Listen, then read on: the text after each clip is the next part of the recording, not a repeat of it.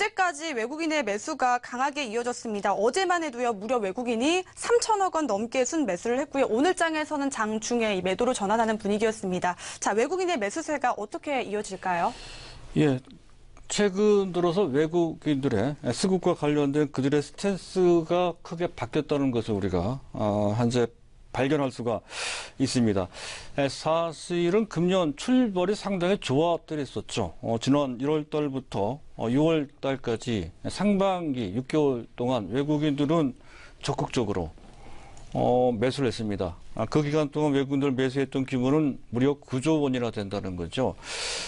작년보다도 훨씬 더 큰 규모로 빠른 속도로 매수했던 그런 모습, 시장 전체를 견인하면서 현재 분위기를 한껏 고양시켰다는 건데요. 하지만 7월 달 들어서부터 그 분위기가 확연하게 바뀌기 시작을 했죠. 7월 달부터 9월 달까지 3개월 동안 오히려 외국인들은 4조 원 정도를 좀 매도를 해드렸습니다. 그 시기, 정확한 타이밍이 일단 중요할 수 있습니다. 사실 7월 초부터가 아니고 7월 24일 때부터입니다. 북경 리스크가 불거진 때는 7월 28일부터입니다. 화성 14호 발사 이후부터입니다. 따라서 외국인들 순매도는 북핵도 북핵이지만 그 전에 국내 정책 리스크에 더 민감하게 반응했다는 것을 알 수가 있습니다. 즉 현재 법인세 증세 등 전체적으로 규제 리스크가 커지고 있다는 것에 반응을 했다는 것이죠. 거기에 더해서 북핵 리스크까지 나오면서 외국인들이 3개월 동안 무려 4조 원이나 이제 순매도했던 그들인데요. 자, 10월 달부터 그 스탠스가 바뀌기 시작을 했다는 것이죠. 10월 한 달 동안 2조 9,600억 원을 순매수했고요. 11월 달 들어서도 그 출발이 좋습니다. 오늘은 거의 균형을 이루고 있는 상태이지만 전일 어제 11월 달 초 첫째 날 3천억 넘게 순매수하는 그런 모습을 보이면서 외국인들의 순매수 기조가 이제 다시 시작을 했다. 다시 기환을 하고 있다는 것을 강력히 시사하고 있다는 건데요.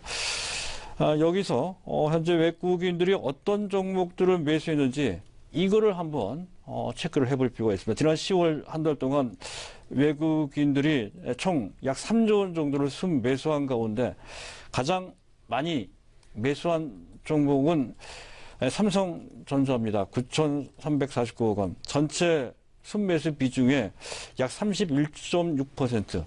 삼성전자에 집중하는 매수세를 보였다는 건데요. 별거 아닌 것 같지만 매우 중요합니다. 지난 2016년부터 2017년까지 삼성전자의 주가는 거의 2배 가까이 약 2년가에 걸쳐서 올라왔습니다. 그 당시 삼성전자가 올라갈 때 외국인들의 매수해서 삼성전자의 주가가 올라간 것이 전혀 아니죠.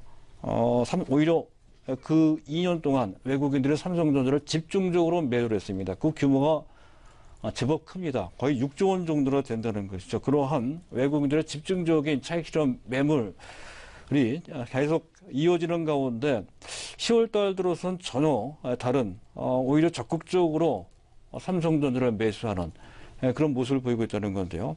그전 삼성전자가 쌀 때는 오히려 팔고 오히려 삼성전자 비싸졌을 때 걷어들이는 그런 모습으로 비춰지기도 한다는 것이죠. 물론 그 매수 주차는 다르기 때문에 꼭 그런 식으로 해석할 것은 아니지만 어쨌든 전체로 본다면 그러한 모습이 나타나고 있다는 것이고요.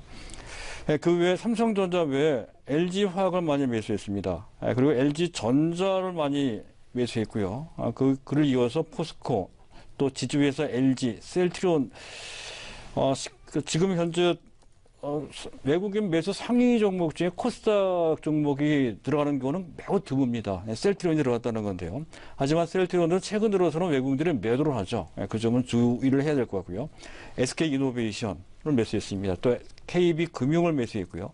삼성 SDI를 매수를 했습니다.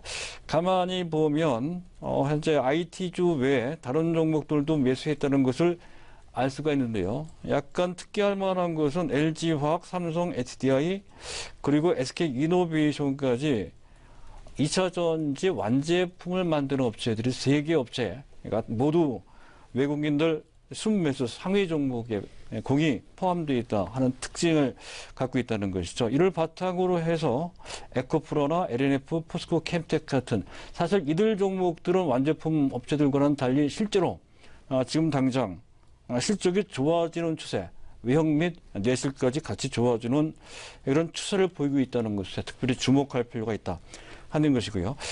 이와 같이 외국인들이 적극적으로 우리나라 현물을 매수하는 그 배경까지를 생각해 둘 필요가 있다는 건데요. 일단 G2, 미국과 중국을 중심으로 경기가 좋아지고 있다는 것이고요.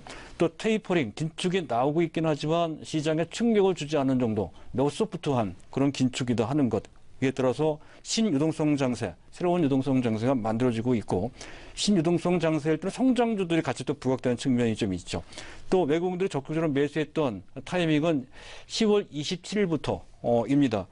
지난주 금요일부터라는 것이죠. 22 통화정책 이후 직후부터 했다는 것. 그만큼 현재 유럽의 통화 기조에도 상당히 민감했다는 것을 알 수가 있습니다. 또 최근 들어서 미국의 세제기관도 하원을 통과를 했죠. 경기 회복 추동력이 생겼다 하는 측면에서 긍정적이고요. 또 부킹 리스크 완화됐고 또 한중 관계도 개선될 조짐이 개선되고 있는 그런 상황이죠.